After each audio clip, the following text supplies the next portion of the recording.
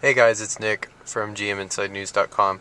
I'm inside our 2011 Chevrolet Cruze LTZ tester, which is a really nice place to be because this car probably has some of the best materials I've ever seen in any GM product. And not only are the materials really good, the build quality is probably the best GM currently has. I'd say at best even most of the Cadillac models, including the CTS. It's just very well put together, very detail-oriented interior.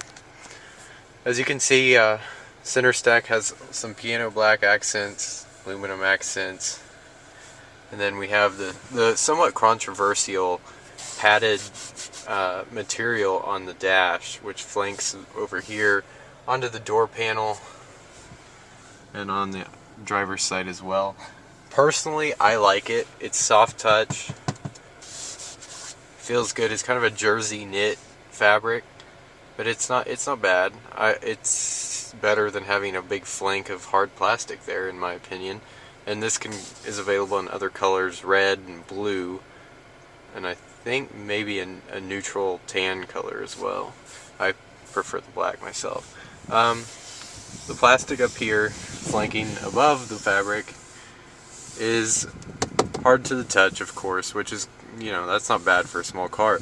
However, the most noteworthy aspect of the hard plastic is when you pound on it, it doesn't sound like a hollow, dark hole like most GM products. It's just one of those details that they've actually paid attention to in this car, that it evokes a quality image and feel despite not being super high-end, which it doesn't need to be in this car. Another quality aspect of the car that I've really noticed is the fact that the buttons, when you roll your hand over them, they don't wiggle around like most GM products seem to do. It's just one of those nitpicky things that, to me, evokes a higher quality image than products of the past. Even the shift knob, it just moves.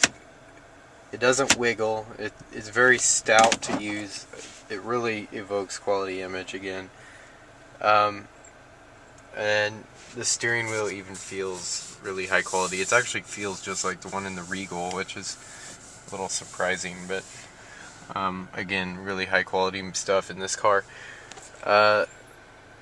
And another nice little trick here, the armrest slides forward. Not uncommon in today's market, but I believe it's kind of unusual in this segment. Then it opens up to display the USB port, which I have my iPod Nano in there. Overall, the infotainment system in this car is probably one of the best I've ever seen in a GM product. I just got out of an $88,000 Escalade that was far inferior to this one in this $24,000 Cruze. So right now I have it on XM. I can just hit the source. They're Nick's Nano, which is pretty clever. I like how they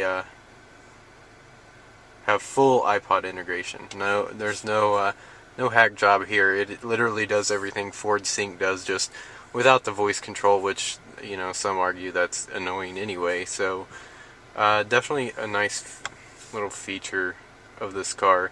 It also has full Bluetooth integration. It does download my phone book off of my HTC Desire Android phone. However, it's been hit and miss in it working because, and I'm not sure if it's my phone or the system, and I don't have another phone to try, unfortunately, but right now it's wanting to do OnStar hands-free because my phone's not paired to the car.